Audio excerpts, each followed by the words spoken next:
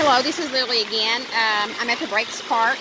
They have a really nice water park for kids, and so I chose to come over here to do some water therapy for my ankle. Right now I can walk in a boot. It will be another couple weeks before I can walk without the boot. So what I'm doing is this water comes up through this sprout. It's got enough pressure on it that sort of massages my foot. I do the back side, and then the ankle itself, I sit there and beat on it, and then I turn my foot over, and up where the pin's at, which is absolutely where all the pain generates, I massage under my foot. It feels really good. So I've actually bought tickets, and I'm going to come over here and do my therapy.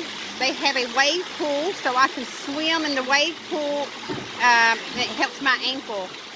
This morning when I woke up after doing it for 2 days in a row, it felt really good. So hopefully I can do this for the next 2 or 3 weeks. I have chose to do home therapy exercises, and I started this week.